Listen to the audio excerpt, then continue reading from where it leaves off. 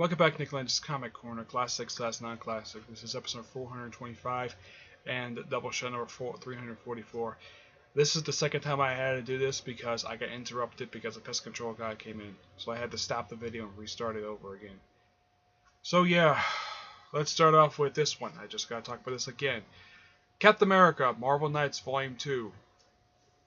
Which the various writers of this book are Dave Gibbons, Robert Morales, and Robert Kirkman. They're the ones who write all the regular issues. The stories in the one-shot, basically the issues in here are 17 to 32 of Captain America Volume 4, and it's a combination of 3 different trades. The disassembled tie-in trade, Captain America Lives Again in Homeland. The red, white, and blue has got 1, 2, 3, 4, 5. It's got 15 short stories. Stories written by Paul Dini, Peter Kepler, who's also the artist and colorist and letterer for his story, Carl Bollers, Jeff Johnson, Tony Simmons, also the artist for his story, Paul D. Sharon, Bruce Jones, Max Allen Collins, Scott Cianson, Jan Lepachiner, Dr. Machin, Evan Dorkin, who's also the artist and letterer for his story, Paul Pope and Nick Berzali. Paul Pope is also the artist for his story. Mark Waid and Jeff Johnson. The artists for these stories are Alex Ross, Dan Espelli, Richard, well, that's the colorist, Frank Quality, who's also known for working with, he's worked with Grant Morris a few times. Most importantly on the, what was the name of the miniseries? Oh yes, Flex Metallo. Awesome miniseries, I highly recommend it. David Lloyd, Richard Pryor's Drainer, Vitch Mavelin, Pascal Ferry, Bruce Timm was also the colorist of the story. He's one of two. Him and Paul Dini worked on the Batman animated series. Philippe Bennett. Let's see. Mike Heddleston with the inker being Bill Sienkiewicz, and Mike D'Adonno Jr. Now, for the stories in here. Captain America Lives Again is just basically Captain America waking up in an alternate 1964, where the Nazis won World War II. Excuse me. Common scenario, basically, when it comes to alternate history is Nazis winning World War II. Yeah, this scenario has been explored many times over the years. So this scenario was nothing new. As far as I can tell, this is the only time I can think of Marvel's ever done this where the Nazis have won. Actually, I think it's one of 2 times I can think of where the Nazis have won World War II. Where there's no superheroes aside from Captain America, and the main villain of the story is the Red Skull, who apparently is the Fuhrer, and he's the ruler of the United States. And Tony Stark basically is a double agent working for, basically, people think he's working for the Red Skull, but actually he's working for the Resistance, which by the end of the story, the Resistance do overthrow the Nazis and basically restore democracy. Which they had the story end with Cap and Red Skull go back in time to 1944. And then the story ends with Cap being woken up by the Avengers. Yep. The Homeland story is just another one of those random stories that the Marvel Knight, this particular run has, basically with Captain America taking on terrorists, instead of taking on his own bad guys, which is, I'm like, I don't really get why. The Bucky issue is actually really good. Also, Bucky did show up in in Captain America Lives Again, where he apparently survived and actually didn't become the Winter Soldier like he did later on. Of course, this is before the Winter Soldier came up with. Requiem is just basically Cap versus some of his villains. Really fun story. Super Patriot is just it's just basically this simple tie-in. It's not a very good tie-in. It's just basically Cap basically working with Diamondback, and apparently Diamondback is working with Red Skull, and it turns out this Diamondback is not the real Diamondback, but a robot who apparently slept with Cap. And then the real Diamondback basically shows up at the end. Yeah, it's a very head-scratching story to end this particular one before it gets relaunched under the awesome Brubaker. But despite that, the Botchlo stuff really does not fit Captain America at all. I have no idea why they chose him to do this. Yeah, he's one of those artists where he should not. He's just the only book I can think of basically as of recently, he actually does his artwork does fit the style of the book is Doctor Strange. Not Captain America. I have no idea why Marvel chose him to do Captain America, but he stayed on. He did more than just one story. He did two of them. He did the Homeland story, and he did the Bucky issue. Mm-hmm. The cover artists for these issues are done by Gene Ha, who does 1720, and the last 12 issues are by James Johnson. Mm-hmm. The rest of the artwork is actually pretty good for the most part. I'm going to give this a 9 out of 10. As far as I can tell, there are no other trades for this particular, they're going to come out for this particular line because they're done. Yep. As far as I can tell, most of that title has been collected in trade right now, but not every single issue has been collected, but they're getting pretty close. Next up is Supergirl, Volume 1, Reign of the Cyborg Supermen. Mm-hmm. Written by Steve Orlando with artwork by Bernard Chang, Emalu Lacino, and there's one artist in here, Ray McCarthy. Mm-hmm. Yep.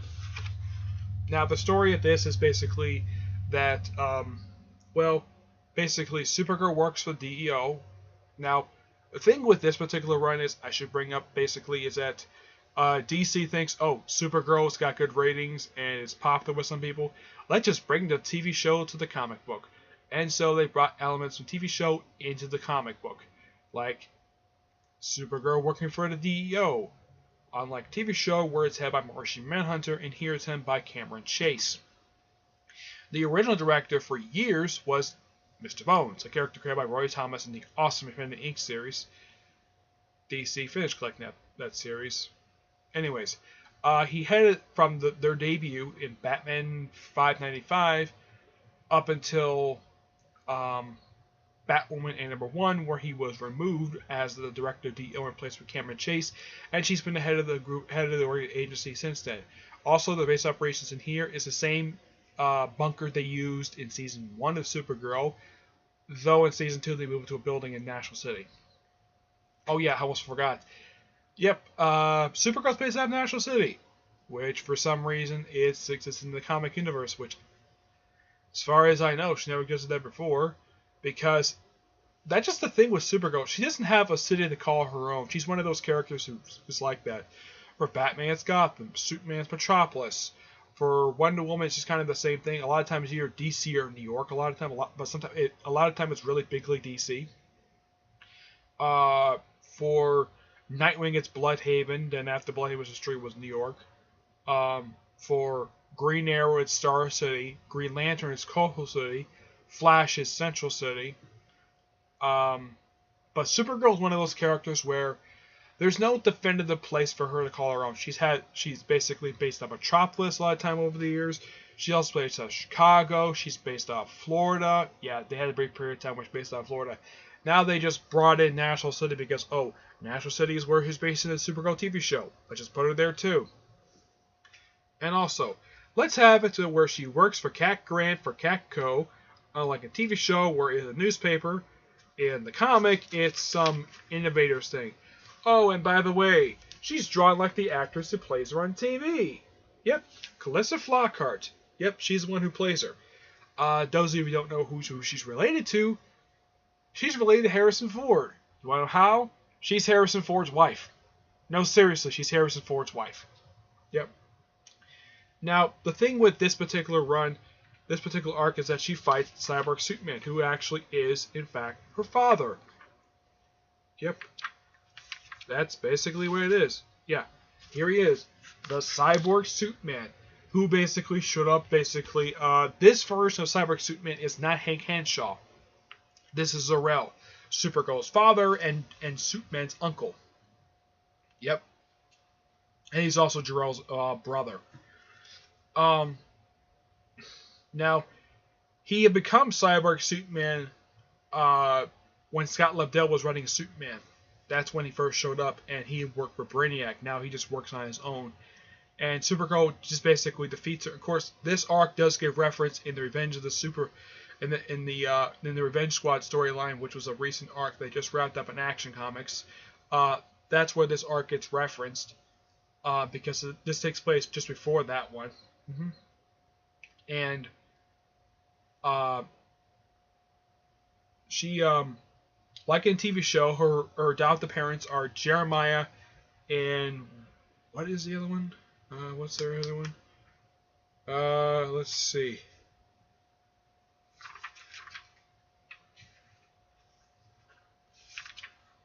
See if I can find her name here. Eliza, yes, Eliza. Jeremiah and Eliza Danvers basically are her adopted parents. In the Supergirl TV show, she was dropped off at their place by Superman when she was 12 years old. In the case of the comic book, she was sent there by the D.E.O. Now, in the comic, Eliza and Jeremiah are agents of the D.E.O. and they work undercover as Supergirl's adopted parents. Because, well, Superman adopted parents, so why not Supergirl? Yeah. Oh, and by the way, does any superhero show up in the storyline? Nope. They do introduce one new character. I think his name is Ben something. I'm trying to remember his name. Ben Cursley, I think his name is. Yeah. He's some black character who works for Cat Grant. I think the reason why they introduced him in here because, well, Jimmy Olsen's on. Because you have Jimmy Olsen on there, who is black. No, Jimmy Olsen does not show up in here at all. As a matter of fact, I'm not sure where Jimmy Olsen is currently because I think the most recent time I've seen him was actually in the first couple arcs for Superman. That's Superman for Action Comics. Yep, for Action Comics.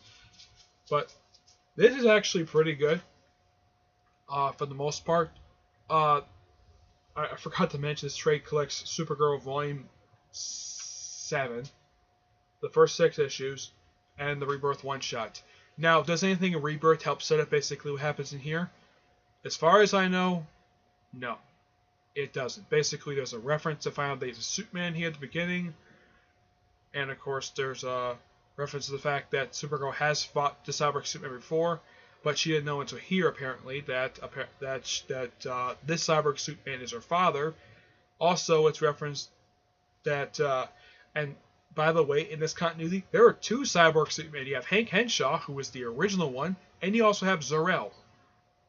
Yep. The issues in here are pretty good.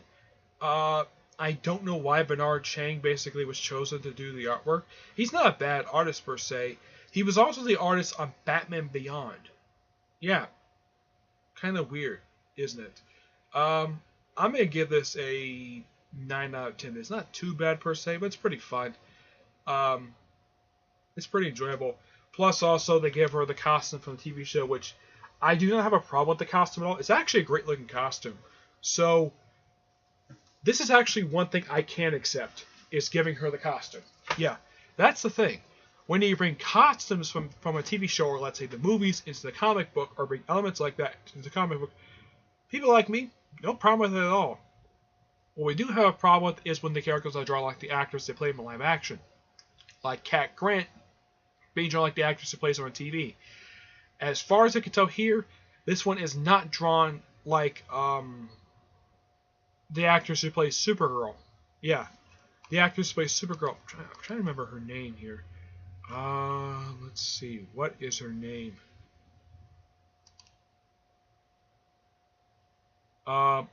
Melissa Botnis, I think her name is. Yeah, she's the one who plays her on TV, and as far as I can tell, Bernard Chang does not draw Supergirl like her. Thank you for that. But I did not appreciate, I'm sure a lot of people did not appreciate the fact that Cat Grant looks exactly like the actress plays her on TV. As for her having Catco, the TV show is the reason why. Though the company was kind of established as Clark Catco. But my guess is after the other Clark Kent's death, the first one to show up in this company before the whole Superman Reborn thing, she probably dropped the name Clark from the title of the company to Catco. That's my personal guess. Okay, so that's really it for this episode. Stay tuned for the next episode, which I have 2 Captain America trades to talk about, and it's 2 different Captain America series, both of whom have pretty much ceased publication. Okay, but until I see you all in my next episode, when I'm going to talk about those 2 Captain America trades, you'll find out what they are soon. Okay, but until then, we'll see you there. Bye.